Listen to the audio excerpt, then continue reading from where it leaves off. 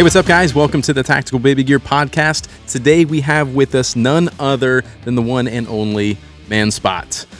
In this episode, we talk about all kinds of crazy things. You wanted a longer episode. We are giving you a longer episode.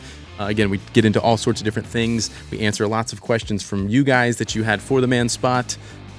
And we tell some funny stories and a very little known fact about my story. So make sure you guys listen all the way through. I hope you enjoy it. Sit back, relax, enjoy the show. Dad life.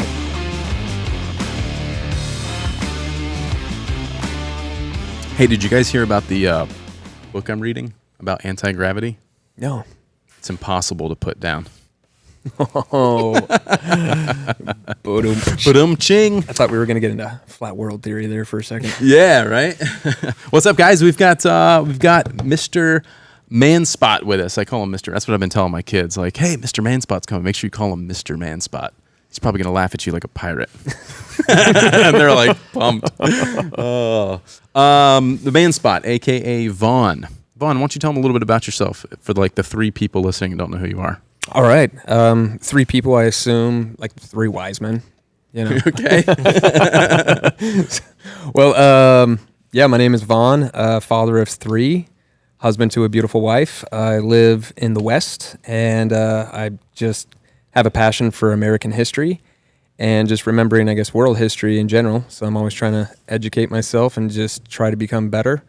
And I guess another big thing that I try to do is tell people to think outside the box of the norm that everybody was raised with, and just being able to accomplish any dream you have and not be afraid of it. And at the same time, being grateful for your country, which is enabling you to have the opportunities for whatever you desire or seek after. That's good.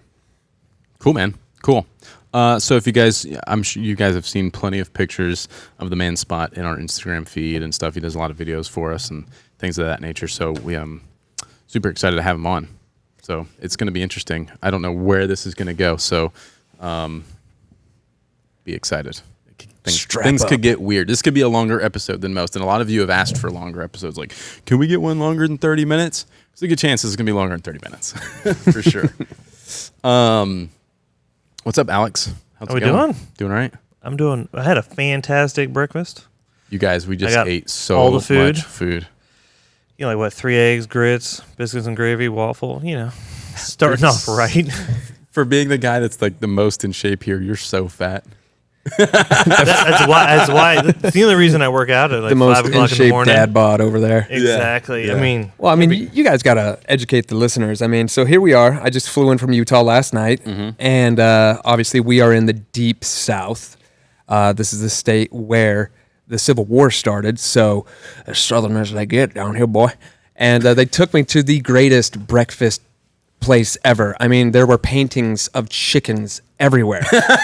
You don't get more southern than that. And So there's this place chickens is called, and roosters. That's Yeah, all we yeah, got. chickens and roosters. called Cahill's Market, and it's like an old farmhouse on some farmland, and they farm a lot of their own stuff, and they've got tons of chickens outside, so all the eggs, like everything's fresh, like right there. And like Vaughn said, it's like Southern AF. Yeah, so you guys definitely undersold breakfast, okay? You're in the South. There's a few things you do right. That's moonshine and breakfast. And, and they even have grits out here. We don't really have grits out in Utah. No, we don't have. Oh, but good boy. No, so Sound like so my thank you for father-in-law. breakfast. Of Yeah, course. see? Yeah, so I'm on a high right You're fat now. and I'm going happy. to crash right after this, Good. you Good. know, from the high blood. But Somebody get besides Alex that- some coffee, please. Exactly. I only had a pot at the restaurant, but Yeah. keep this train rolling. Black coffee, remember. We have the agent of darkness over there is what I'm calling Alex. So if he looks like a soft soul, no. Agent of darkness. Definitely. Cool. So we've got some questions from people on Instagram. We'll get into those in a little bit. But I don't know. I guess I got some questions of my own. I think the audience would be interested in hearing a little bit of your backstory on how you kind of maybe transitioned from your earlier life into current, you know, kind of maybe a 3-minute overview biography of I used to do this, now I'm doing this, and I've got these 3 kids, and then we'll get into what your life is like currently. Yeah, absolutely. So, I'm going to break this down real quick with a I guess, my old career, and then I'll also break it down of how it, I guess, came into my new career. So I'm going to shorten that up, and I got 3 minutes. Whatever you want. And go. Timer start. So I served a Mormon mission up in Ohio for 2 years, and then when I came home, one of the biggest things that people do in Utah is they recruit Mormon missionaries to work and sell door to door, whether it be pest control or whether it be alarm systems, and that's exactly what I did. I got recruited by a company and started selling alarm systems, and I did that for 11 years. And every 6 months, I would move somewhere else. I would sell alarm systems. So I did Florida, Mississippi, Alabama, Texas, Louisiana, Tennessee. So pretty good chunk of the Southern Belt, just not the best part, which is, South Carolina. North Carolina, But so that's where I really grew a deep appreciation for American history. And because I was there, I was right where these historic events happened, whether it be on the battlefield or whether it be, just darker times of American history, because there would be like the slave trading markets in Mississippi. And I was like, wow, just trying to imagine that history happening right where I was standing back in the day was just, it was just phenomenal to me. So we'll fast forward. I met my wife in Mississippi. She was working for the same company, and She worked there too? Yeah, I didn't know that. I didn't know that. That's the little nugget. Yeah, There's something else about Wife's Spot I know that I won't. Yeah, so I stole. She hates when I say this, but I stole her from another guy. I just swooped on in. Mine. Yep. So I did the ultimate close. Being a salesman, and we moved back to Utah, and I guess fast forward another 2-3 years, and boom, married, kid on the way, and boom, we're back selling in Texas. And it was the second year that I had my little boy that I was like, man, I'm not spending any time with my boy. Not spending any time at all. So long story short, boom, I had Instagram going for about a year. And then I was making some extra money on the side, and just from deals and whatnot. And on Instagram? On Instagram, yeah. Yep. And for people who don't know, how do you get paid from Instagram? Instagram doesn't pay you. Pretty much the best way to describe it is every channel on Instagram is, in essence, could be like its own digital magazine.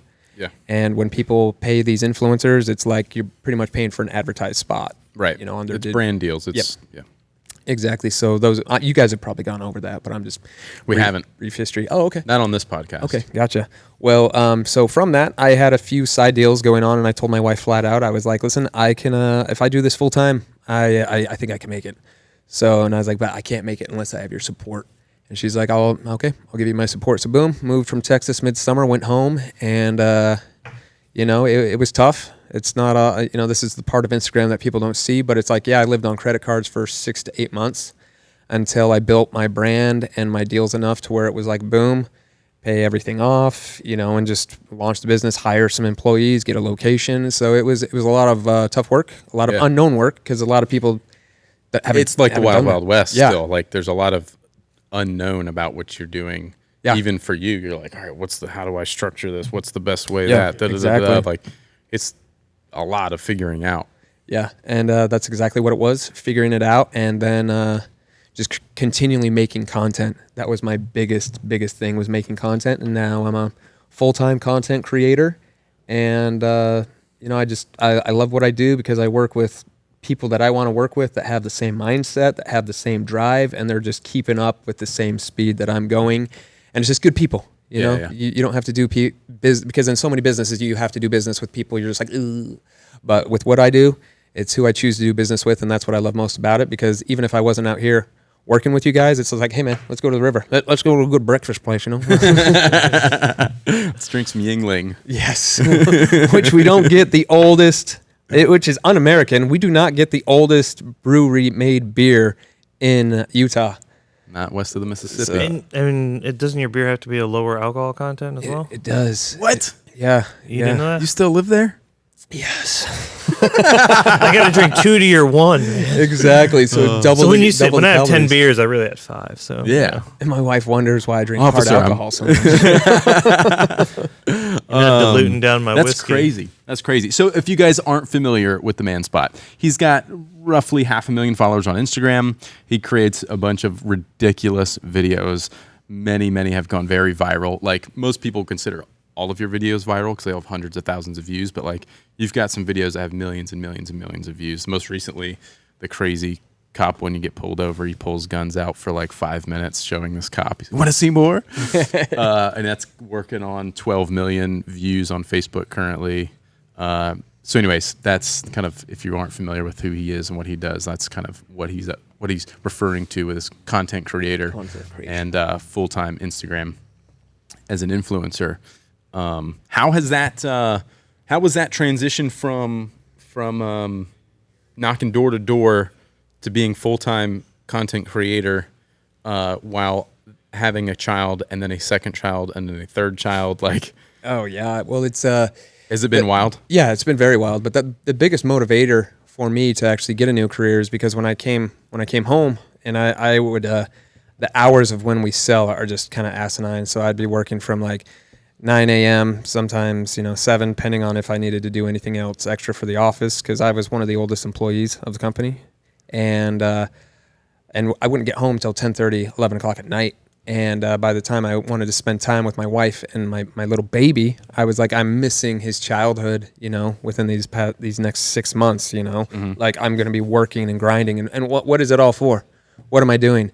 The reason we work so hard is to help our families. But if I'm never spending time with my family, it's just, it's irrelevant. Yeah. And who's raising my boy? What man figure is in his life, and it's for my wife. It's just like, she's awesome. She's a boss, but at the same time, every child needs to have that male role model in their life.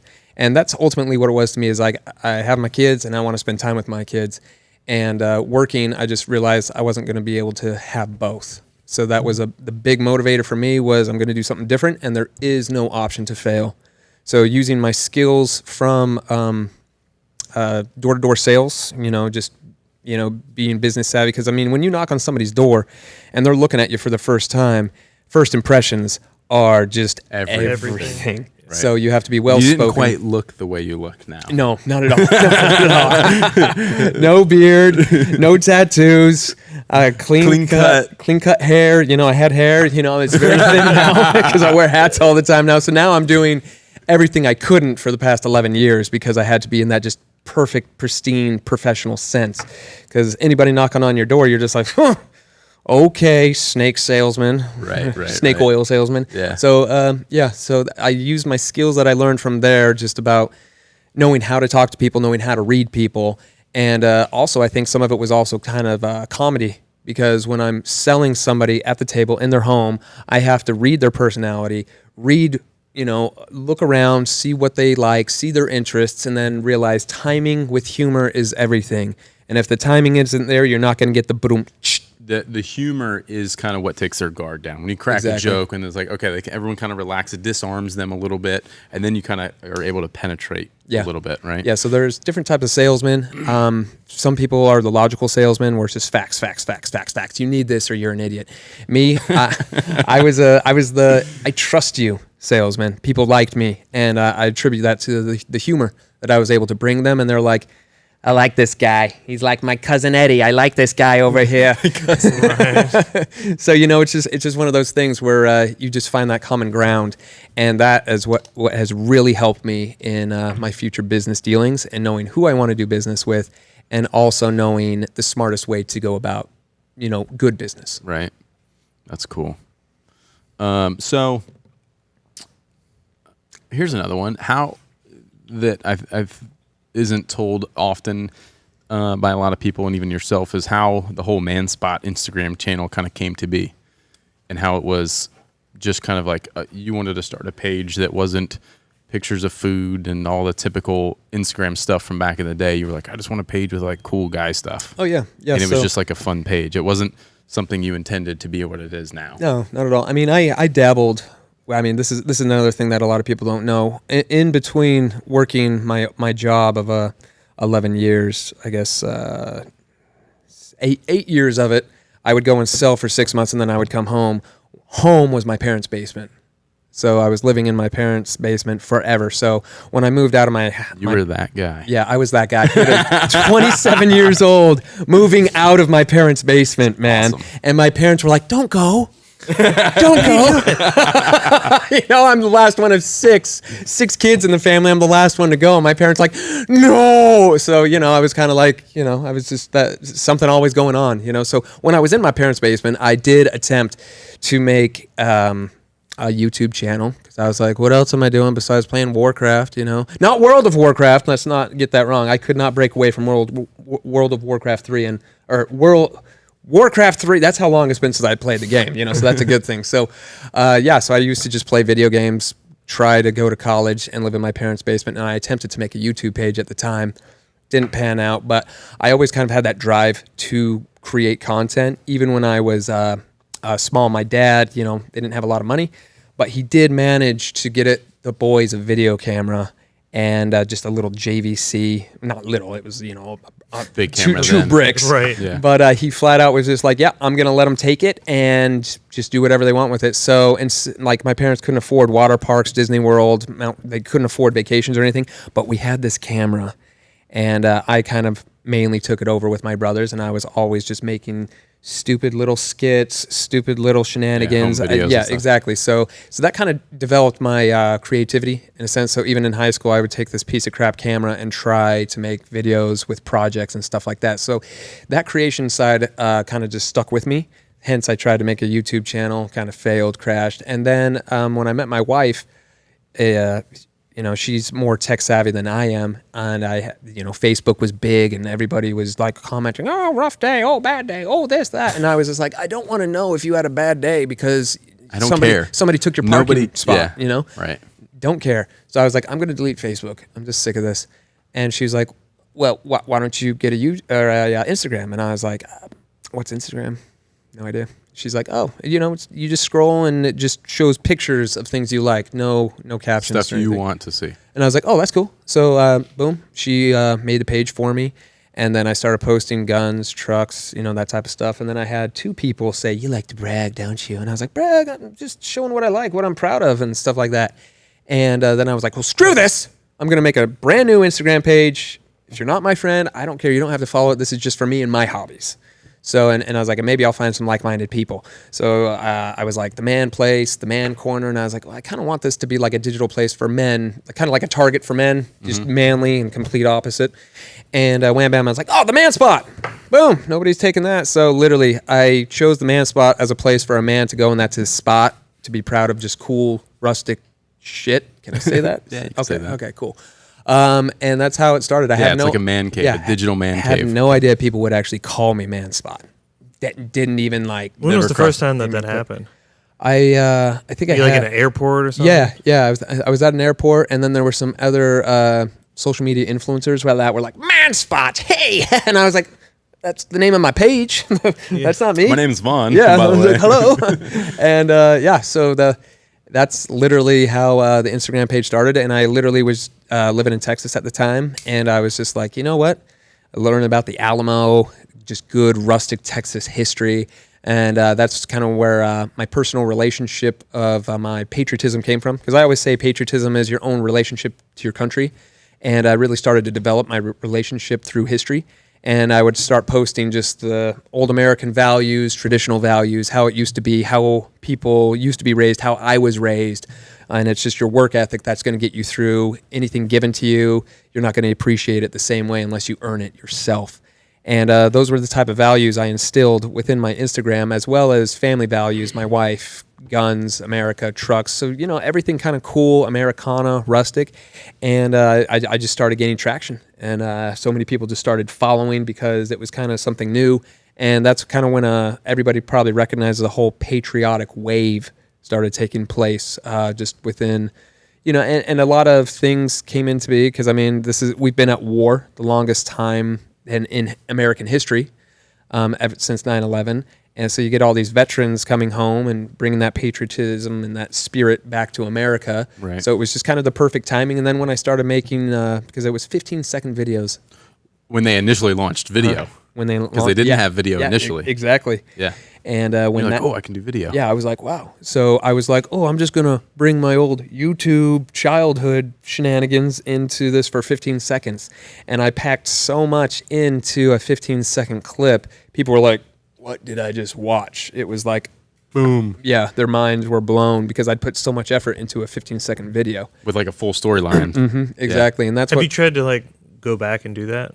Like today, like no, even though you It's got so as hard long to as do you 15 want, seconds did you like now. did you Exactly. do like a throwback and try to create like? Well, because another thing, if you remember at the time, was Vine. Vine was huge at that time, which I did maybe a dozen videos on Vine, but I saw these Viners that had millions of views and followers, and I'm just like, dang. Yeah. And what was that? That was 7 seconds? Yeah. Yeah. That's incredible. But yeah, and so I was just like, that's crazy. So I was like, well, 15 seconds doubles the 7 seconds. So that's kind of what I was like, I can fit a story. If people can fit a storyline into 7 seconds, I can do one in 15. And that's what caught the attention of Evan Hafer, the owner of Black Rifle Coffee. So literally meeting with him, it was just coincidental. He was in Utah, and he called me into his office. And I told my wife, I was like, oh yeah, this guy from Black Rifle Coffee hit me up, and she's like, oh, so where are you going? And I was like, I think a coffee shop. I mean, it's Black Rifle Coffee. So I roll in, and it's this industrial building, and I'm like, what the hell? So I go in, and he's literally sharing an office warehouse with a lawnmower repair shop. Awesome. And I was just like, we hit it off, and content was Evan's name of the game, and that's what started our relationship off. And in essence, then I started working with other companies like Patriot Alliance, and kind of just took it from there. Dude, I love hearing the early stories of people like that, because those are the stories that are kind of like forgotten about. You know what I mean? Like especially with Evan and Black Rifle, and like that really started. Correct me if I'm wrong, but when they were Article 15, or it's still Article 15, but they did like a coffee for Article 15 that really took popularity. People were like, "Oh, this is awesome!" And I think they called it Black Rifle. Didn't they have a blend that they did for Article 15 that became real popular? And they're like, "Oh man, people are really into this coffee thing." It's like Evan kind of said, "Hey guys, you guys have your T-shirts, you have your whiskey, you got the podcast," and Evan obviously was a part of the podcast, and he was just like, "Let me take the coffee," and they were like, "Cool, bro, take it, go." Yeah, I mean, he's a coffee geek. Yeah, always has been. I mean, wasn't he brewing his like grinded and roasting like overseas when he was deployed? And he thought of a way of communion with the guys. You know, it's kind of like a religion for sure. Evan in a sense, because it's connecting people, and it's just appreciating, being in the hellish circumstances at the war, which we can't even imagine. No. Just the small joy of just having a good blend of roasted coffee. Right. And he brought that to the public. Right. And it's taken off. And they've put an immense amount of work into it. They've been very smart about it. They've built an amazing community around content and all that kind of stuff. But I just love the early stories.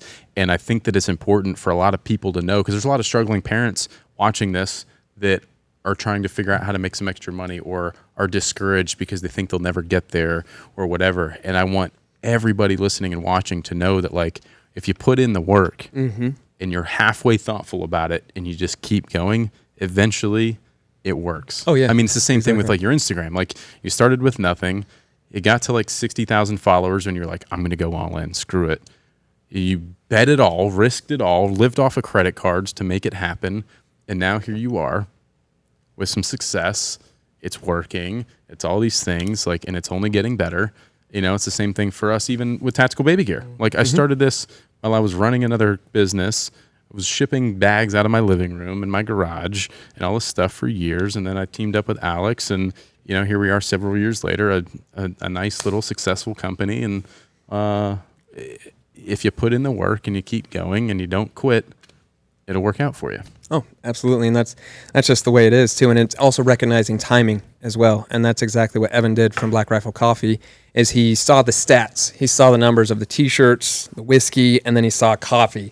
And the coffee was just blown up. And he literally told everybody, when on Anchorman, when he's like, "News team assemble!" Like, Evan had that moment, and he told everybody together. Everyone, move to Utah. This is where we're going to put everything. And then Black Rifle Coffee. So that's when Matt, JT, Rocco, that's when they all, boom, moved to Utah, because that's where they were all going to put their focus, because it was doing so much better than all their other businesses combined. Because those guys are just entrepreneurs, like crazy entrepreneurs. So they have so many businesses that they work and they hustle. But Black Rifle Coffee was the one that was taking off the most. And that's where they're like, we're going to put more effort into this. So everybody come to Utah and let's make this happen. So and then they did. Like, everyone there.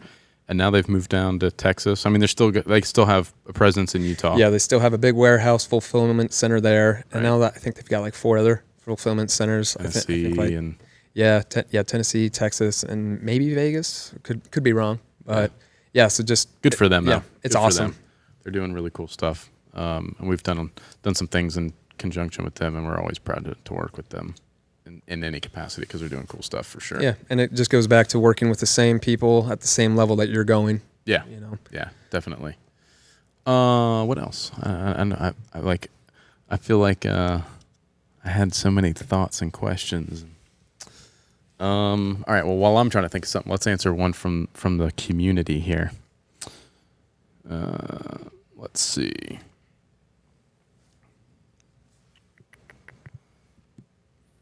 All right. Here's one from Rich Smith 1590. He asks, "Which one is easier to raise, boys or girls?" Boys, obviously. I'm gonna say that. Because you've got 2 boys. I mean, Rose is so young still. You haven't really experienced the whole raising. Exactly. How old is she now? She's gonna be a year in July. Right. So we're creeping up on it here. So yeah, I mean, it's not like 22 months. Yeah. They always say the months of ages. Right. But yeah, so she's almost a year.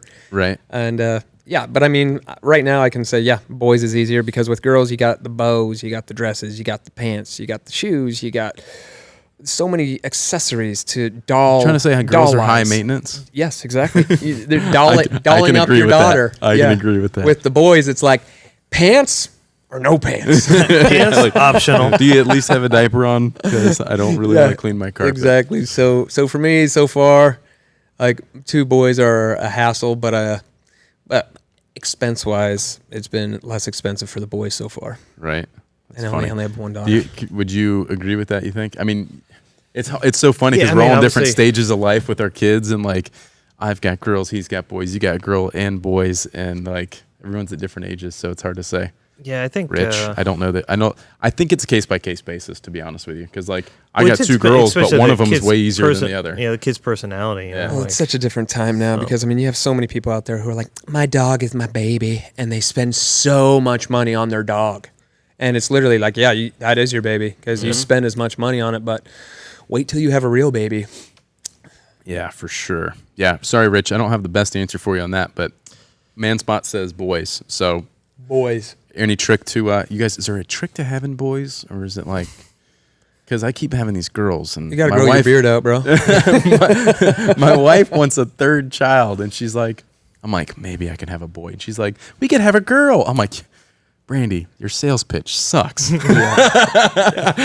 I will tell you this, because I did my own type of research and whatnot. Not even when I was looking to have any kids. This was pre-meeting WifeSpot, but I did read this big segment on frozen foods are extremely bad for men because of all the estrogen within those frozen pre-cooked meals, because there's just natural estrogen, I guess, in those meals, and it makes it so you're not as likely to have a male to carry on the family name. So no more DiGiorno pizzas for me. I'm afraid so, my friend. Maybe after that's you the get the boy. conversation you need to have with Mose. Yeah, I need to eat more. I need more Mo's in my life. So more natural foods. Obviously, that's what everybody says about everything. But I mean, it's just in the world in which we live. You know, it's just so yeah, exactly. But do your research on that. It may have changed, but I did read that one time. Well, if it was on the internet, it's true. Absolutely true. And this is back on my BlackBerry phone too. Right. Like it was struggling to scroll to continue the article The loading. little track wheel wasn't working. Oh gosh. Oh man. Yeah, I think it just depends on the kid. I don't know how to pronounce this guy's name. I butcher these all the time. New Gout LW. I'm sorry, dude. I really screwed that up. Any suggestions on how to raise a strong ass kicker feminine girl? Yeah, absolutely. I mean, me, anytime I'm going out with my little girl, I'm just like, hey, let's put her in some camo black pants, like Rebel Dad. Because I mean, you could start it off with, I named my baby girl Rebel. So I guess from the start, she's already got a chip on her shoulder, Right. of just Again, I mean, so I don't treat my girls always like girls, and I think a lot of it too is just personality, right? Like my oldest daughter, I would refer to more as a tomboy. Like she's like more athletic. She wants to go outside and dribble the basketball and doing gymnastics and all stuff. My younger daughter, she just wants to live her life in a princess dress, and like she's not going to be this ass kicker. She just isn't. Which I think is great, though. I mean, and I think to really answer that is your kids need a good, diverse, and it just goes back to having the male role model in their life and a female role model, mom and dad. And if people don't have a dad, an uncle, brother, they just have to have something, their grandpa. They just have to have something there to split it up. So if they do want to be a princess, who are they going to go for the prince or the king or whatever? Right, being a role model in and I've said this before, and I'm sure that I probably saw it somewhere, which is why I said it. But it's like, be the man you want your daughter to marry. You know what I mean? Yeah. Like, be a role model, be an example, treat your wife the way you want another man to treat your daughter, so that they have expectations of what that looks like, and all that kind of stuff. But I don't know. I mean, I think just raising an ass kicker daughter, I don't know, just like, I'd say don't be there for your daughter. Yeah. Like literally, like if it comes to, like for me, it's like, can I make more money or should I spend more time with my kids? I always try to spend more time with my kids. Right. And I think a lot of it too is just supporting whatever they want to do. I don't think you can't force that. If that's not their DNA, their makeup of being this tough ass kicker, don't force it on them. Like they can learn not to take shit from people. And also if they, obviously my daughter can't spend time with me in this aspect, but if you're working on cars and your little girl wants to come spend time with dad, they know, hey, we're going to be under a car. We're going to be doing something different than being a princess, being in the female world or doing makeup. This is where dad is. And I think them doing that when they're like, oh, I just want to spend time with dad, whatever he's doing, they're going to get that kick-assery of just hanging out with dad. And so what's your take then too, or and I guess you can maybe talk on this, is like in the daughter who wants to do, let's call it just stereotypical tea time and dress up as a princess, are you the guy that goes in there and plays with her just to be that role model as well? Yeah, of course. Support that 100%, but a lot of it too is exposing them to like as many things as possible. Because she might like that now, but then you expose them to something else that they realize they love even more. And then all of a sudden, like, they don't care about tea time and princess. They're more interested in art or something else, you know? But it's exposing them to a lot of things and then supporting whatever they're into. And I'd say that's a big thing within my channel and platform. And because I used to kind of question myself of posting things with my kids, posting family life.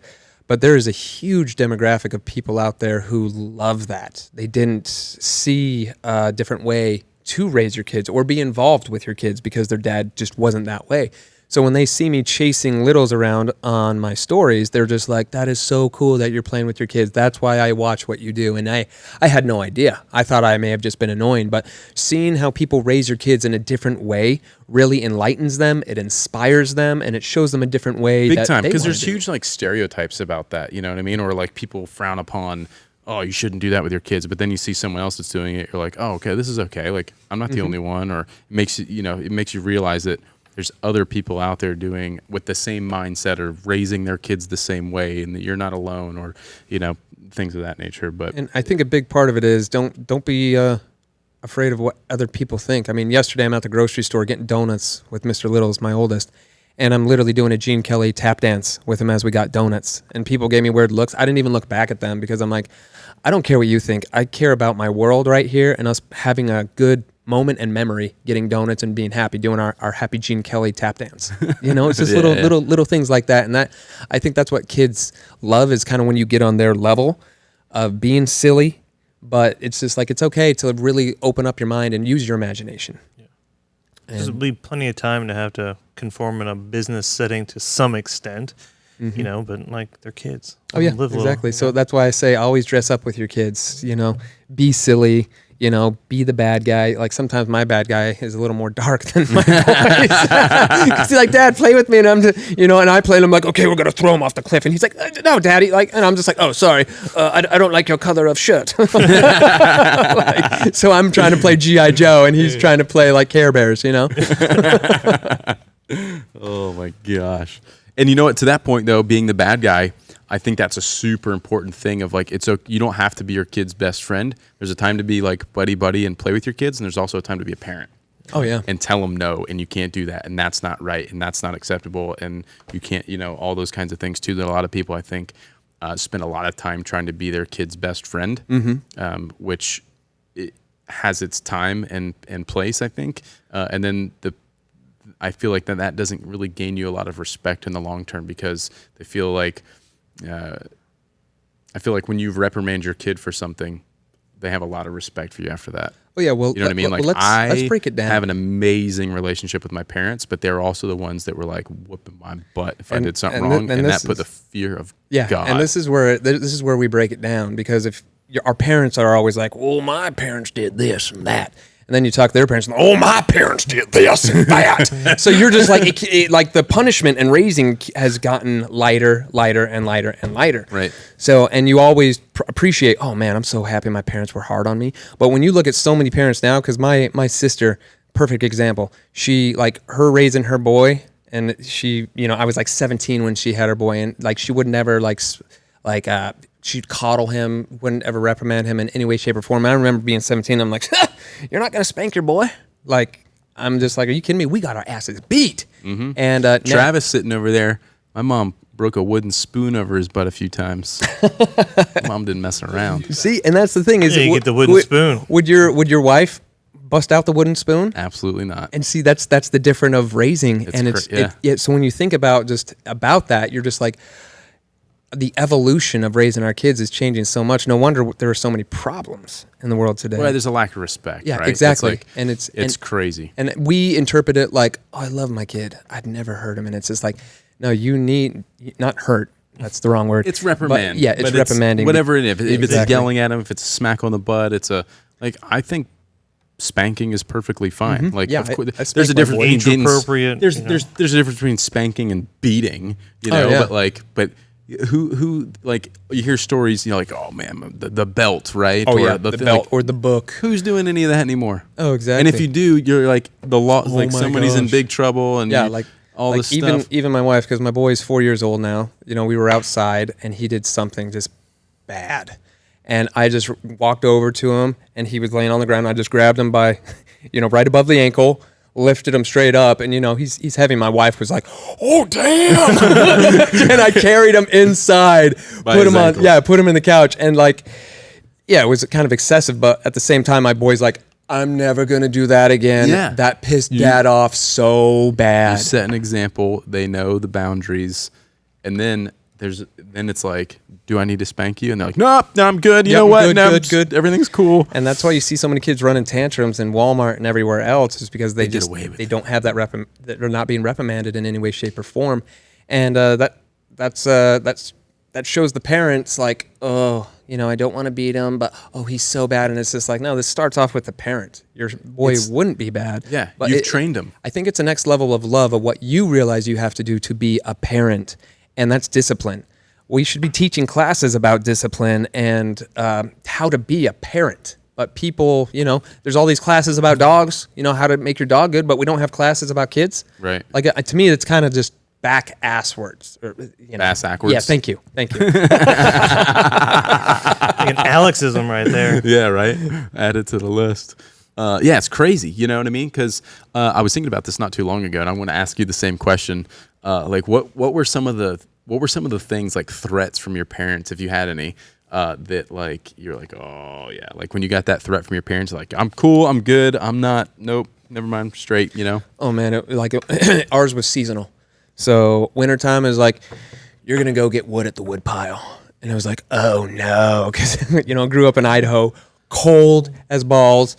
Not a lot of money, so the way we kept warm was a stove fireplace. And going to get wood, we'd have to walk, was it too far? Maybe like 75 yards or so to the wood pile, but on a sled. And you'd have to load the sled and then drag it back, put it up on the deck, stack it, and then go back. So if they brought out the threat of, you got to go to the wood pile, you're like, oh, hell no. Like, all right, I'll clean my room. Yeah, done. There's things that I can remember, like parents saying, and where it's like you're in a restaurant or a public place and they're like, do I need to take you to the bathroom? And you're like, oh God, they can't hear you scream from the bathroom. It's like, there ain't no help in the brick walls. Right. Or like, apparently we all got our mouths washed out with soap and stuff like that. Like nobody's doing that anymore. No. And I want to bring it back. But bring back with my all natural soap now. Yeah, so you right. can't get and we're all grateful for that because, I mean, there's people out there listening to that and they're like, my parents never did that. I never got that. And at the same time, are they happy or do they regret it? And in one sense, I think they're just like, wow, I wish my parents were more hard-ass. So now I think people are having to redefine parenthood. And like it goes back to my stories, people are seeing parenthood through a different way through my life. So I think a lot of people are redefining and actually establishing themselves what type of a father or parent they're going to be or what they need to do because their parents didn't do it. Right. And I think we all find that in different aspects of our life. Like my dad, great dad, but he didn't raise an entrepreneur. I don't blame him for that. He was working on a farm. He was just happy to graduate college. That was a huge achievement for his families, where their status was as just like sheep farmers, right? Potato like farmers, and now he's exactly. College, yeah. So I don't blame my dad in that regard because he was just like graduated college, get a good job, didn't raise an entrepreneur, that wasn't a priority, and he didn't know how. So you can attribute that to, even though your parents may not have been very disciplinary, maybe they raised an entrepreneur. So I think there's different levels. There's give and take, exactly. on all that stuff. Yeah. Alex, you got any thoughts on any of that? Yeah, Alex, what do you do to your kids? Time out, man. 3 minutes in a closet, shut the door. You can come out when you stop crying. You savage, you. But again, it's just age appropriate. No, it's an agent of darkness over there. No, but it's in the dark closet. Because right now he turns the light on. Oh, that's nice. No, maybe. I don't. Again, like my kids, the oldest are just turned 3. You can't really reason with them to some extent. You know what I mean? Like, so it's not like you can have this like rational conversation with them if they're just tantruming or anything else. So it's like, Mom and Dad love you. This is what you did wrong. You're going to go to timeout. You're going to come out in 3 minutes and we'll talk about this again. If we need to take it up a step, I'm not against spanking if it's necessary. But but that's what we do right now, just on the age level that they're at. It's, if they do something, constantly changing, right? Like, yeah. You're not going to spank Rebel. She's like not even a year old. Exactly. Like, that's what we do, and it seems to be pretty efficient right now. Yeah, that's good. Well, you get a lot of that respect. Because it's consistency. Like, I mean, the wife coming from the background of teacher and everything else, like she just drops the hammer. So it's like here's rule, you break rule, you go to timeout. So like I'll come home and I'll be like, how was your day? Like, well, Nico had to go to timeout. And I'm like, well, what did Nico do? Nico didn't listen to the rules. Like, oh, what did you do? Yeah. So it's just it's funny following through with it. Yeah. Well, the consistency is huge because there has to be communication between mom and dad about how we deal with X, Y, or Z. So like I told them they can't do this. They did that. Like, this is how we're going to deal with it. And you both have to be on the same page because if he gets away with it, mom, but doesn't get away with it with dad, like that becomes a problem. And then that's when it comes to... And it doesn't always work. It's not always perfect. And there are always things that slip through the crack. And like, good cop, bad cop. It just happens. Like, that's just life. But knowing that you need to have it... More often than not. Yeah, have that consistency of like, they know that if they do this, like, this is the consequence, and everybody needs to enforce that rule. Like, oh yeah. So it's it just goes right back to if one of the parents doesn't, I guess, stay on the same page, and I think that's a conversation both parents have to have because I mean we've had times where littles will come to me and he'll be like, Dad, this and that, and I'm just like, no, and he's like, damn it. And he goes to mom. Yep, he goes to mom. Damn it! And since we're both on the same page, he realizes, okay, they made the law. That's where the line is drawn. And kids are always trying to push the envelope. Yeah, always. And we had to learn that the hard way. It's like because you don't think about it until they pull one over on you, and you're like, all right. So now, like, it's almost like a thing in our house where like the girls want to sleep in the same bed together on the weekend or something. Like, hey, can we can I sleep in Kendall's room or whatever? And we let that happen a couple times, but then that just screws up like sleeping patterns. And then this one doesn't want to sleep in the room ever anymore. And then this and that. So it's like, okay, no. But the first few times it was like, I was like, yeah, it's Friday night. Like, whatever. Like, I don't care. And then Brandy will come to me and she'll be like, I told him no. I'm like, oh crap. And then it's like, now what do you do? Go tell them no? Yeah. And then that creates a whole, so then it's like choose the battle. Like, do I tell them no and fight with them the rest of this Friday night that everything's smooth and they're playing together and they just want to sleep in the room and do their thing and I have a nice quiet Friday night? Or do I tell them no and like hear about this for the next 5 hours of screaming and crying and hate my life? Oh, yeah. So it's like, what do I do? And then, so then it's like, all right, next time. And then it's like, hey, can we sleep in our room, together? And it's like, well, what'd your mom say? Or what did dad say? Like, that's always the first question now. And instead of yes or no, it's like, well, what did they say? Oh, yeah, exactly. I haven't asked them yet. Like, let me go talk to mom. Give me a minute. Like, and there's a lot. So it's like there's a learning curve to like, all right, now they're smarter than me. How do I outsmart them? Or like when you get to the point and you're probably almost there, but like there's a time where you're trying to explain something between mom and dad, and you have to like spell out words so that they don't know like that you want to take a trip to Disney and you don't want to ruin a surprise or something about Santa or whatever the case is. And you're like, you got to spell it out, but then they get smart enough to know what you're spelling. And you're like, all right, now what's the secret language? How do I deal with this? Text the one. Yeah. Well, now Cameron gets into my phone and she'll start texting my wife. And I'm like, oh God, now I got to be careful about what I text my wife. Cause now my daughter's in my text messages like, this is going to get sketchy. Yeah. So now I'm like, get my phone back. Like, what are you doing? But yeah, as they get older, it gets crazier to deal with, and they start outsmarting you, and then you got to come up with a new plan, and it's like it's kind of just that discipline, He's got, and with discipline, I'll bring up my grandpa. I remember because there's a huge difference of age with my dad and his two older brothers, so 17 or 18 years. So my dad was a huge whoops, huge whoops. So my grandpa was so old, he used to be in the U.S. Cavalry. Goo. So he would ride a horse. That's like back when they had dinosaurs, I think, right? Literally, man. Literally. So I do have these early... Thank him for fire. Yeah. Exactly. I have these vivid memories of when I was little going over to Grandpa's house, and if I did something wrong, it was like the ear pinch. And I'd be like, oh, Grandpa's mean. But guess what? I listened to everything Grandpa said. And he was also really old school. He'd give us like these silver coins if we were good. And it was just like, oh man, money, I want a silver coin. And my dad's like, don't spend that. A silver coin. So I think it just goes back to the level. And like my dad, I'm just like, oh man, because he was pretty much raised by his grandparents, because that's the age difference that they were in. So his level of just being raised is to a whole new level that right. I don't even know. But I do remember my grandpa's.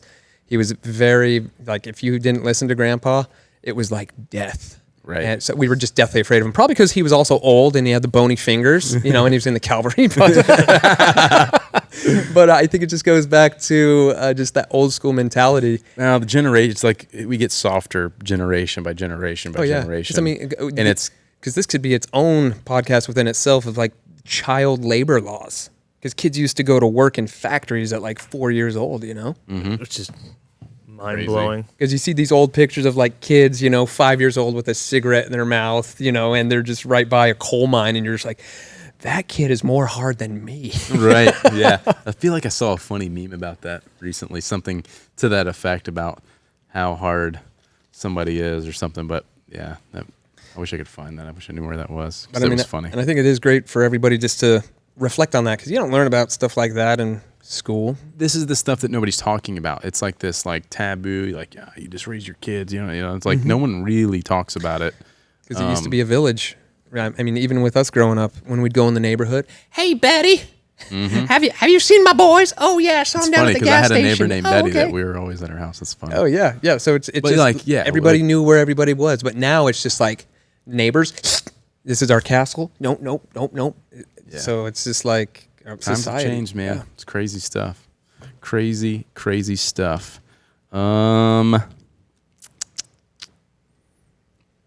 Next. Mike Pantos. This is funny. What advice do you have for young single men looking to meet the right patriotic gal? Ooh, I've got some good stories about this one, Mike. Do you? All right, Mike. You obviously know my Instagram page. Well, I will tell you there have been 2 different instances where people have found their spouse through my page. So, I guess you could say my page is a dating app for patriots. Manspot's dating page. That's no joke. So that's his advice. Go trolling his comments for some other chick. See what chicks are saying. I could not believe that. Wait, so they found their spouse, like they're married?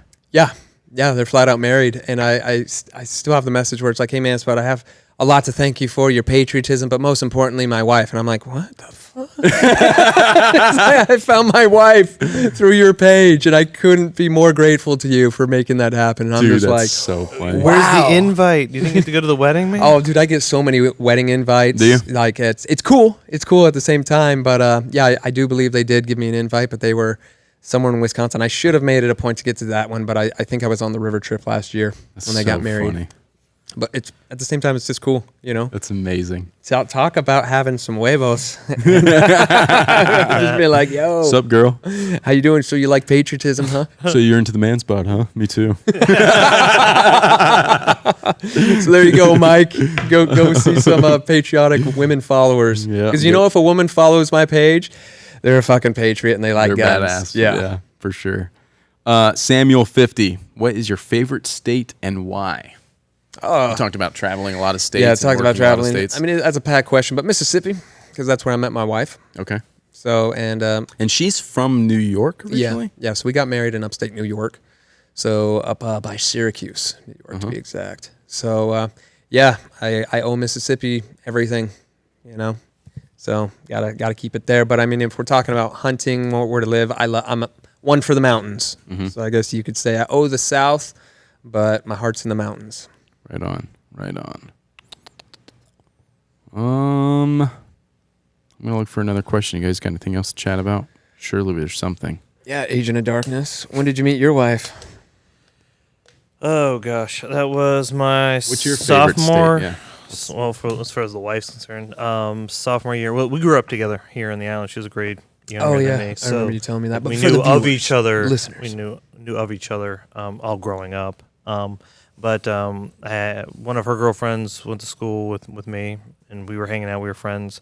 I invited her on my boat. Well, I say my boat. Of course, my father owned the boat, and I was lucky enough to use it. But I was like, hey, you got some hot girls you can bring on the boat? Because I'm in college. And she's like, yeah, I'll bring out my girlfriends or whatever. And my wife was one of the ones that came out. And I was like, oh, hey, girl, what's up? I know you. And somehow I conned her into dinner and another dinner and another dinner. And now we've got 3 kids. The Agent of the Darkness here can tell you how to get out of the friend zone and make them the wife. Exactly. So I'm very grateful to... she's a friend. Obviously, I was friends with the one girl, and she was friends. Invited Emily out, and so very grateful to her inviting her out on the boat. Yeah. And then the next time I was smart. I your claim it was an friend was a good accident, wingman. but I got my boat beached, so she had to miss work and hang out with me for like an extra 5 hours. So. Oh yeah, tide went out a little too The fast. tide went out too fast. Sorry, we're stuck here We're until stuck the tide here comes until back it goes out, and so now you're stuck and have to talk to me. So how long did you wait until after you were married to have a baby? Oh gosh, what was that? 4 years? So you guys got some time together. Yeah, we've been, what are we, like moving on like 13 years that we've been? Wow. Together, 12, 13 years. A lifetime. Yeah. We've been around. How'd you find out you were expecting the first time? Me? Yeah, or Emily, or the two of you. Anything? Well, okay, I'm trying to think of the first time we found out. Well, see, for me, like that, the first time I was like, you're pregnant. I almost can't really remember that to be honest, because the memory that's so much more vivid to me is I was overseas traveling, and I was on FaceTime when she was going to the first doctor visit to kind of be like, are you really pregnant and everything else? We've done the pregnancy test, and so they're FaceTiming me, and they're like, oh look here, and so we were living in North Carolina, so my mother-in-law, who's a labor and delivery nurse, went up to with her because she knew that first kind of doctor visit's the one where you thought you were pregnant, or you were pregnant, maybe a lot, miscarriages happen a lot during that time period. So she went up there to just in case, because I'm overseas, and so we're FaceTiming, and the nurse is like, oh look, there's a heartbeat, do-doom, do-doom, do-doom, do-doom. Well, there's 2 in there. And so anything before that was kind of a blur, because once I heard that we were having two, it was just like mind blown. You know, Pass what I mean? out. So Asthma attack. Get him an inhaler. My father-in-law is a twin, identical. So my boys are identical, and which is just a freak of nature is how that is described. Super identical. So he's on the phone, freaky. and you hear in the audio, it's like his car goes swerving off the road to park, because he's obviously emotional about the fact that he just found out that they're having twins. Wow. And so I honestly I can't even really remember when she came out with the first pregnancy stick, because all I remember is sitting in that hotel room on FaceTime being like, what is about to happen? Because I always kidded around that we were gonna have twins, because you knew. So that the you were lineage lying. for twins, if I'm not mistaken, it always kind of goes from the daughter, the daughter's father, or with a Yeah. follow that for me. So Sure. her dad. Big words here. Let's break this down. And so, but because it's identical, it was no bigger risk or not. But I was like, we're gonna have twins. It was always a joke. And literally the day before, because the people I was with at a trade show, I was like, oh yeah, we're she's going to the first doctor visit. We'll get that. And I'm like, I'm probably gonna find out we have twins. The next morning, oh, do you have twins? I'm like, funny story. Yes, we do. So, anyways, that's so that's not the first how we found out we were having our first the kids, but because I can't everything before that was just blurred out once I heard we were having two. I was like, all right, I just started a new business. I don't know how to handle one child, but now apparently I have to figure out how to handle two. And that was just so life altering news that I can't even. I have to really stop and think about when we first told me she was pregnant. I got a funny story. I'll tell you guys my story. So, because I don't do anything really by the book. Nothing I do in my life is typical standard anything. So, I, like Alex, met my wife out on the boat. We were out at the sandbar. Boat people. All right. We live on an island here, the water. Yeah, okay. So, we're out at July 4th at the sandbar. It's 9 p.m., low tide, bonfires on the sandbar, fireworks shooting off, all this stuff. I'm out on my boat with some friends. Zach Zanzig is out on his boat with some friends and his girlfriend at the time, Tatiana, who's now his wife, and Tatiana's best friend is Brandy. So I got to push pause here Yep. and just let the viewers recognize our buddy here is a day walker, Ginger. Notice how he said on the boat, fireworks. So it wasn't blistering sun and you're right. burning up. Yeah, okay, so I noticed that. so I this noticed that. loca- Okay, well, Ginger out on the sandbar at night with the sand. Okay, Yes, yes. good one. I got to good be one. careful I got with it. the sun. Continue. So I'm like, yo, Zach, what's up? Who's that? Who's Tatiana's friend? Oh, that's Brandy. I'm like, I need to know Brandy. So we start talking. She didn't want to have anything to do with me, and I convinced her over a series of a few dates, some more boating, and then we dated for a very short period of time before she told me she was pregnant. And I was like, okay, life just got interesting. So again, I don't do anything. This is crazy.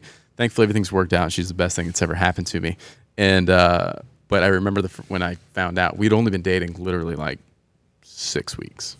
This is crazy. So there's hope for some of you out there that maybe had a similar incident, because we definitely beat the odds. Those are the kind of things that just things don't work out and whatever, but it's been great. And so I get home from work one day and I'm exhausted. I sit down on the couch. She had gotten off earlier that day. She was already home. We make dinner. And we're sitting there, we're watching TiVo. You guys remember TiVo? The very first DVR where you could pause live TV, and it was you want TiVo and chill? Yeah, I was like, yeah, what's up, girl? Were you guys living together? No, not really. Not really. Because I was 6 weeks. That's she had just happened to be at the house. Hanging out all the time. Or maybe I'd gotten home and she came over. I can't really recall that part. I do. So anyways, we're watching TV. We're sitting there, and I'm just laying there, and she's just a couple of heavy, we all know what that means. That to me was oh, you had a stressful day at work. She worked at a lighthouse here. She was like the lighthouse keeper, and she worked there for 15 years. Boat people. Yeah, us boat people. So I'm never gonna get over that. so I'm like, I didn't really think anything in the first one. I noticed it, but I was like, all right, she had a long day at work. Second time. I'm like, hey, what's up? Everything cool? She's like, yeah, everything's fine. I'm like, all right. I'm like, not going to let it bother me. And then a third one, she's like, so I'm like, boop, boop. I'm like, hey, everything all right? Actually, no, I didn't pause it yet. This is the funny part. I didn't pause yet. I'm like, hey, what's up? Like, you're breathing awfully heavier than you had. What's going on with work today, you know? She's like, I need to tell you something. I'm like, all right, what's up? Then were you like, no, boop, boop? she's like, I think I'm pregnant. I was like, boop, boop. I'm like, huh? She's like, I think I'm pregnant. I took a pregnancy test. Okay, I took a lot of pregnancy tests. I think I'm pregnant. I'm like, all right. Like, that's cool. Like, we'll figure this out. Like, don't worry. I'm not like bailing on you or anything crazy. Like, what's, she's like, I already called the doctor. I've got an appointment tomorrow. We got to do a blood test and like, we'll make sure everything's, see what's up. I'm like, okay, like, whoop, like back to TiVo and like freaking out, but like, that's how I found out. And it was crazy. And nobody really knows that story. Nobody like, and then the second one was like, a decision like, hey, like Cameron's older now, like let's have a sibling, let's do this, have a second child and all that kind of stuff. But yeah, crazy. Is, man. And then the second child is the whole reason that this company exists now, because I got stuck carrying this girly diaper bag the first time, and like, of course you're happy to do it, but it's like, given a choice, like I'd rather have a cool diaper bag. I don't want her diaper bag, so like second time around I was like another girl, and I was like, no, I gotta carry that bag again. Like everyone listening's heard the story 1,000 times. I feel like that story always comes up. But and then we didn't get married until like just a couple years ago. So I gotta it's like the most like not traditional story ever, but it's all worked out and it's awesome. I love that story of like how it all began, because it was kind of meant to be. It was meant to be. Yeah. For how that happened, how you started the business. Because I mean, tactical baby gear in essence would not be unless you had that experience. Mm-hmm. And not experience, that's your life. That's it, man. So I mean, like, it's so crazy. I'm just gonna say it, man. Out. Hey, props to you guys for choosing life, man. Yeah. I mean, it's very controversial right now, but I mean, dude, I just saw Illinois up to 9 months. Oh my gosh. And they're requiring insurance companies to cover it. Oh. Crazy. That's can't, not even America anymore, man. Dude, I can't even. That's like China, Japan stuff. It's like it's 9 months. It's not a male, because I mean, that's straight. You hear about murder. all the straight murder. Like that's a child. Like that's a child. Like we all know. You can't imagine your child now. Had you killed your own child? Yeah. Breaks my heart. Yeah. Dude. Oh, exactly, man. Sorry to put a damper on things. All right. No. Yeah. So we were talking about tactical baby gear being made. Okay. Yeah. Are we back? Okay. We are. Ready? We are. Okay. Sorry, we had to take a quick break there. Manspot was getting a urgent phone call. What I was saying was I had posted a story recently from my daughter who's graduating from preschool and like moving on to elementary school and kindergarten this next year, and like, it's emotional, and like, having kids just makes you soft. No matter how tough and badass you think you are, or you have been in the past, like having kids, and for me especially, I feel like that maybe this is true with girls, but I had a lot of DMs saying, no, it's not just girls, but like, and having kids will make you soft when you start thinking about things like abortion, or you read about things happening to other kids and all this stuff. You're like, oh my God, you put yourself in that position, and all of a sudden you get all emotional. And like, I was like a little teary eyed at the graduation, and you're like, my little baby's growing up, and it's like, you're so proud of them. And like, you just get soft. And it's crazy. It's almost like it's a part of you that's living on. Dude, it's and you crazy. See a part of you experiencing these things and learning and growing. Yeah. And it's just like, you're just like, yes. Yeah. It's bonkers, and then there's that weird, like, I even hate to say this, but like my wife's shouldn't even say this, but it's like, man, we don't have a little baby anymore. Like you kind of miss that experience of like having your little baby, and then you're like, well, it's like a puppy. They don't say a puppy forever. Like, let's not just have another baby to have another baby, but like there's still there's that part of like, man, I miss having they give like you those this little experiences now, though. Yeah, it's crazy, but yeah, having kids makes you soft for sure. Especially when you start hearing those wild stories. Oh, and like protective like a mofo. That's like when we get into, hearing about things in the news of what somebody did to a child or whatnot. I'm like, oh, if we put a dog down for hurting a child, we sure as hell better put humans down for doing the same thing because they know better. Right. You know, absolutely know what they're doing. So that's why they didn't have those consequences when they were a kid. Yeah, exactly right. It goes back to the old school way of where things, it's going. man. Yeah. Put a little respect on it. Boom. Put a little respect. That would fix a lot of problems, buddy. Just a little bit more respect for just humanity, just the people in general. Exactly. I mean, I don't have to like you, but you're a human, so I don't need to just treat you like crap. I saw something in the news, and this is like headline reading, like skimming through, but like some state was passing like castrating men for. It's Alabama. Is that what it was? Yeah, Did you see that it's too? just like the For, needle. It's just like if you're if you like molested a child, like they're cutting your balls off. It's like chemical, or they chemically do something. I only headline. I didn't actually. Yeah, I just skimmed it. I was like, whoa. Well, I'm like, that's a step in the right direction. That's boom. Yeah, that's progress in my book. Well, yeah. I mean, you got to have kind of like those harsh consequences to deter people from doing shit. Because if there's no consequence for it, or or not enough of a consequence, people just keep doing dumb stuff. Yeah. Well, I looked the other day. I looked at states that have no death penalty, and I looked at it and I'm like, if I'm a criminal, I'm going to one of those states because I ain't gonna die. Right. Like, I mean, that's obviously, I think, how humanity is. It's like, what's the consequence in what I do? X, Y, and Z. Ultimate penalty, death. Oh, if I go somewhere where there is no ultimate penalty. Yeah. It's terrible. Unfortunately, I don't think they're smart enough to think that through, but I know what you mean. Yeah. It's ridiculous. So ridiculous. Wait, is this from the same guy? This is a good question, though. Rick Smith, 1590. How do you keep from being stuck in a rut in your marriage and parenting life? I think everybody kind of has their own. Yeah, everybody has their own struggles. I mean, it's a normal thing. You just get to, like me and my wife, we are just at the constant just grind. She's doing her business. I'm doing mine. We're raising the family, we're raising the kids. By the time we get into bed, it's just like, night. Yeah, don't talk to me. I'm going to sleep. Yeah. So, well, I think it's a designated, like, you have to do something to designate. Like, I brought up to my wife, hey, every Tuesday we should do axe throwing together, where that's just our time. So I think you recognize it. So, Rick, good on you for recognizing it. Right. Now it's just making a change to, mix it up.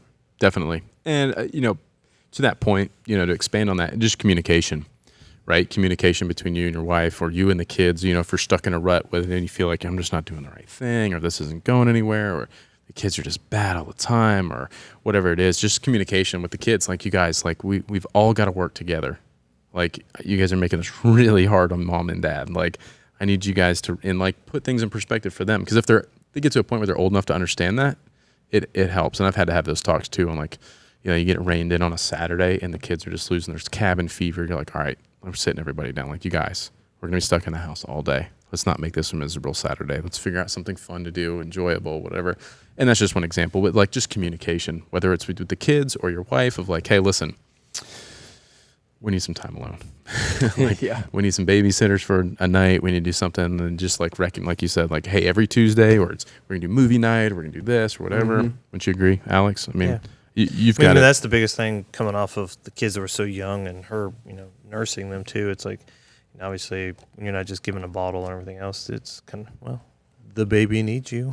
Yeah. The baby comes first, but after that, it's just been, now it's like, when can we just designate time to make sure we work on us? Yeah. Because it's not a good place for the kids to be in if the mom and dad in the home aren't happy. So it's like, you got to focus. You can't forget, just because you put all this energy into your kids, you make sure you put the same energy into your spouse. Right. Oh yeah. I experienced this a lot, even outside of being a parent or a husband, but in business. So like, being in a rut, stuck in a rut, I think the biggest thing you could do is break the pattern, make a big change somehow. Mm-hmm. Like, if you're stuck in there, it's like, you need to completely break the pattern of what you're doing to help get out of that rut. So a lot of times for me, that's a creative rut. Like, I'm trying to think of the next funny video, and I'm sure you experience this a lot too. And you're just like, I don't know. Like, you almost have to just break that pattern. If it's just completely change your schedule for a day and do something completely different, or just whatever the case is, travel somewhere, get out of your element, completely change your environment. That will really help get out of rest. We use the same thing in business. Like, a lot of times in the business, we're just like pounding your head against the wall to maybe try to figure something out, or like just doing the same thing for so long that like something's got to change to get out of this, whatever rut we might be in, completely change. And I think that helps too a lot.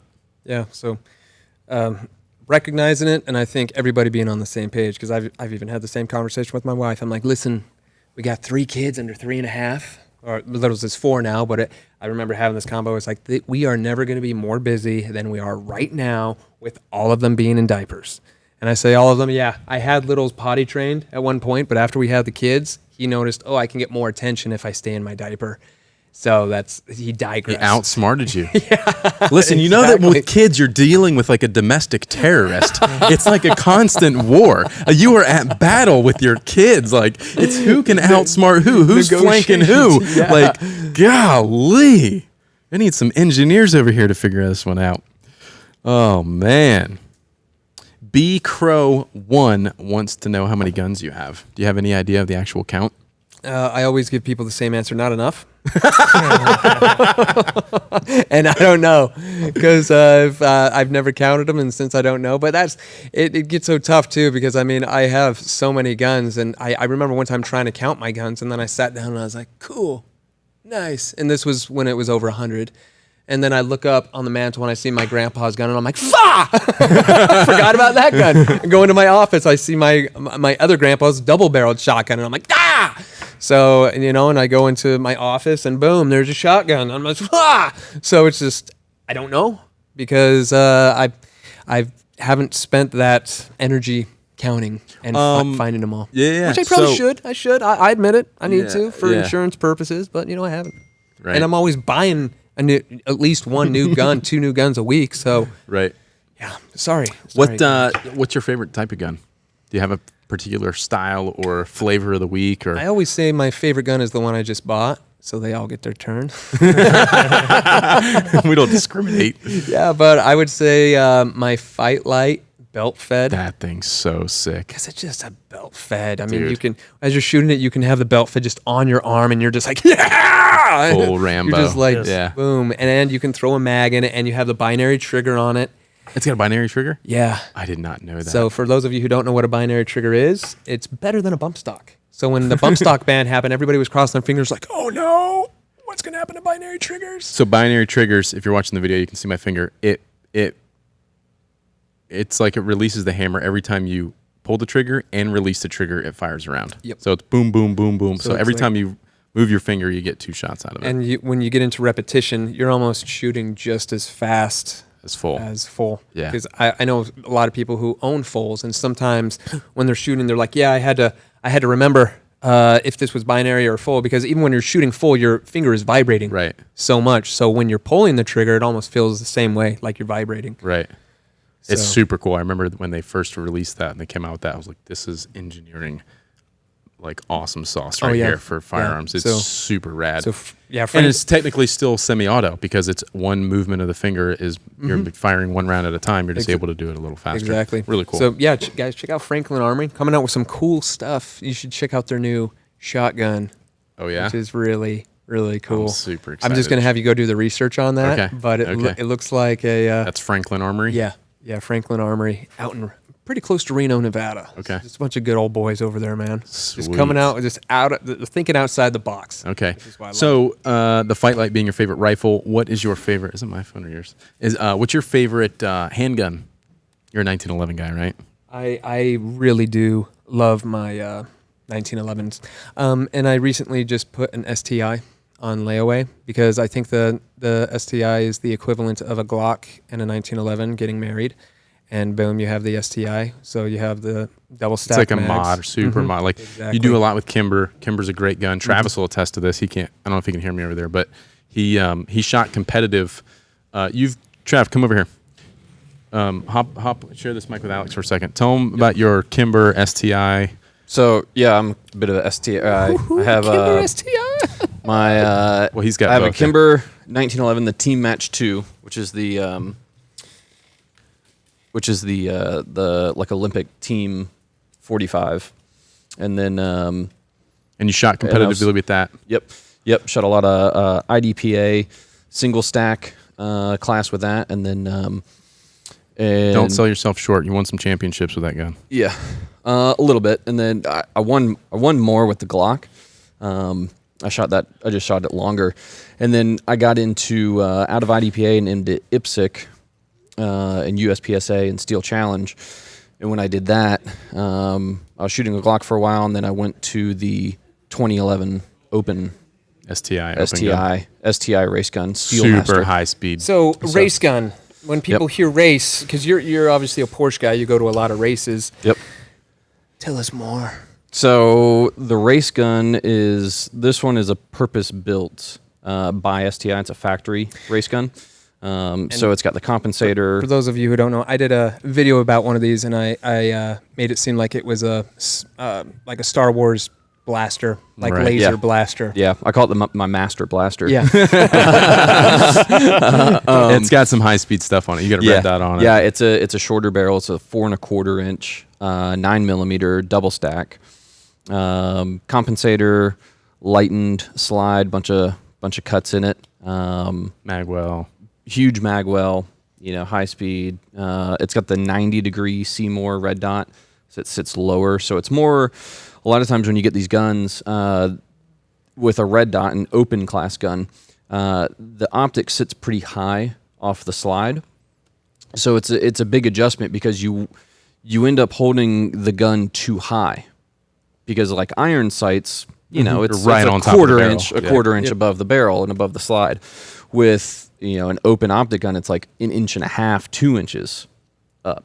So it's a big adjustment holding the gun down and keeping your head up. So when you put them on a 90, it brings the dot a lot lower. So it's a little bit easier splitting the difference to get between into. iron sights and like a typical red dot. Yeah, it's a lot easier having, to like, adjust to. Not quite like an RMR, but what's nice about your gun is that it's mounted to the frame and not to the slide. So Correct. The optic's not moving like an RMR on like a Glock or something else that's moving back and forth with the slide, so it's never in the same place. Right, the dot bounces around a bunch. It's a lot harder to keep up with. Right. With your gun, the My red gun, dot it's stays stationary. The slide's moving underneath it. And Right. you can keep your eye on it. Right. The Giving you dot. super fast. The future is now. Well, it's Yeah. like that's old though. It's old. It's just The not mainstream Seymour- with like the high speed tactical guys. This is a competitive competition shooting target gun. Like Right. so it's it's like no one's carrying that conceal. You're not like No. appendix Oh, carry exactly. Yeah. this open gun with No, the the- Seymour red dot. Sorry, we threw some gun talk right into the baby talk. This is Right in there. This is straight man shit. Here. This is tactical baby This is how gear. it goes. But no, it's getting there. As far as in just like racing, when it all trickles down from racing to mainstream. into mainstream consumer level stuff, like especially with STI. STI is doing huge stuff with all these.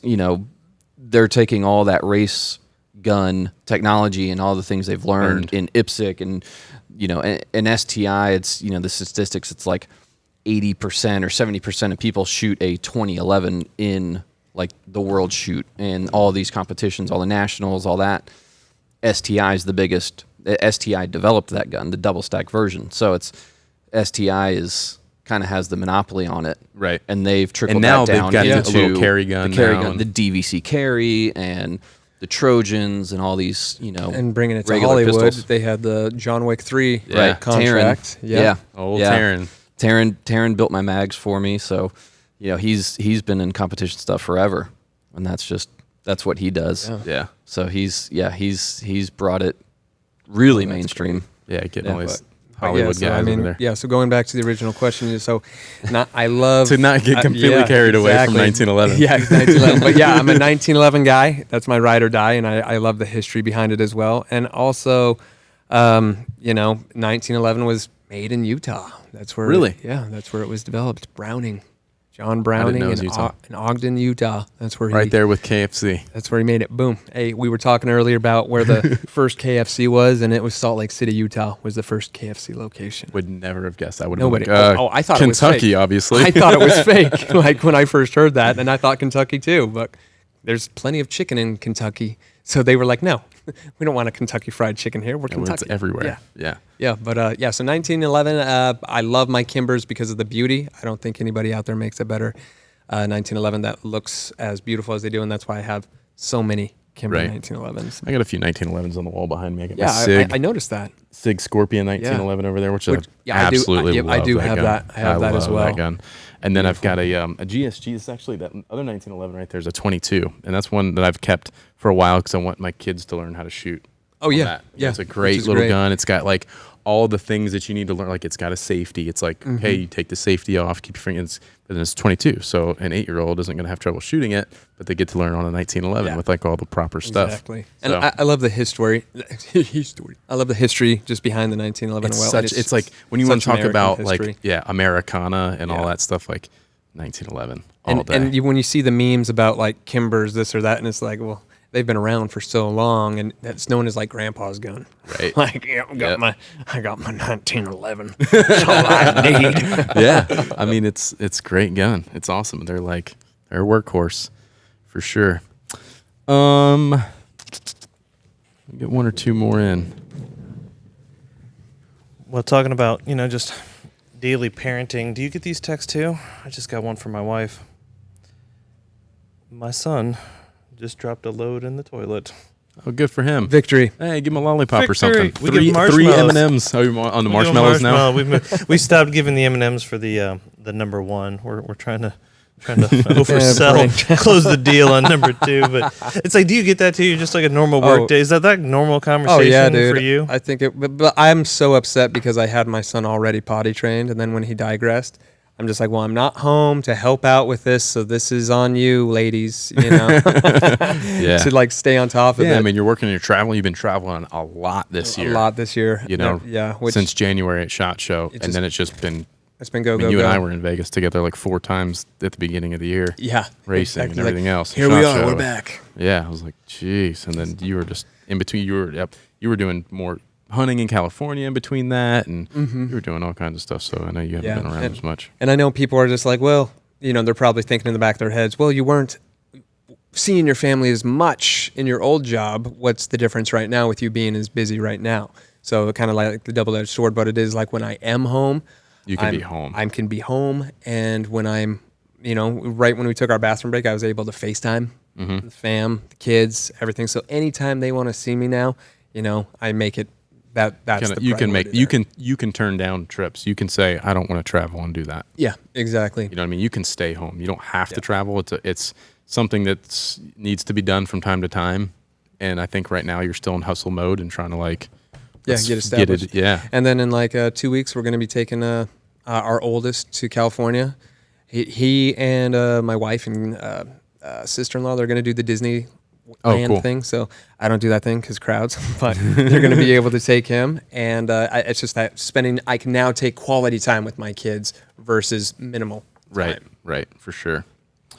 Here's a good one. Speaking of that, well, first of all, 1776. The guy, they're an apparel company familiar with 1776. Yeah. Actually, you're wearing a 1776. Yeah, I love their designs. Great guys.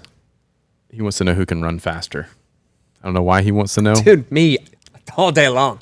I'm definitely not running anywhere. You got a bad knee too. Yeah, I got tore my meniscus. I've got too much hardware in my leg to do much running anymore. So I think that leaves Alex for probably the fast runner here. Not after my breakfast, but well, maybe by now I'm carved up for the run. Now that I know the history of his knees, he can probably run faster. Right. Yeah. I did the whole soccer thing. Okay, so constantly I think running. we can end it on this question. This is from Vanilla Gorilla _96. He asks, "What's one piece of advice for a first-time father in 1 month?" Vanilla Gorilla. Great name. Love I like it. First-time advice. One piece of advice for a first-time father. Yeah. So when I found out I was going to be a dad, I told myself flat out, I am going to be involved as much as possible with my baby boy, and I'm going to give my wife her time. And I think you have to mentally get in the state that you need to take the relief off your wife as much as possible so they keep their sanity. If she keeps her sanity, it's going to be a happier marriage, and you're going to create a bond with your newborn baby that you normally wouldn't, but you have to put yourself in that mindset beforehand. And it's just going to be overall better for you, the relationship with your baby, your wife, and you're also taking on more of the responsibility of being a father right off the bat versus a provider. And I think there's a difference between the two. That's a good point. It's a good big mind shift between provider and father, because anybody can be a provider. It takes special thought process, I think, to be a father and to really, like you said, be involved big time. So that's a good one. I tell people that are like soon to be fathers, so like sleep now. Sleep as much as you can before the baby's born, because it's the first several weeks are brutal. And then, babies sleep. I say it's brutal, but they sleep so much when they're newborns. But there's also a lot of like, they're up every couple hours to be fed. And if that means you need to help mom with something so that because she's breastfeeding, if she's not breastfeeding, you're doing formula, take turns, do all these things. Like, don't just put it on one person or the other. But then because the baby does sleep a lot, take advantage of that and sleep while the baby's sleeping. Yeah. Aside from getting other things done around the house. And someone's got to do dishes and someone's going to do laundry. And those things need to get done still. And you need to work. But like, if there's some downtime and you can actually take a nap and sleep for 2 hours while the baby's sleeping, take advantage of it, because it's going to be a long few months in the beginning. So even right now, I would say be selfish and do your hobbies, do everything, get traveling out of the way, like not out of the way, but enjoy it, but just realize your life is about to change forever, which is a good thing. It's not have to be a negative thing. Exactly. It's just changing. It's just a new chapter in your life. So right now, just take those nice long moments alone on hikes or whatever, or with you and your wife. Make sure you get as much dating time in with your wife right now as possible.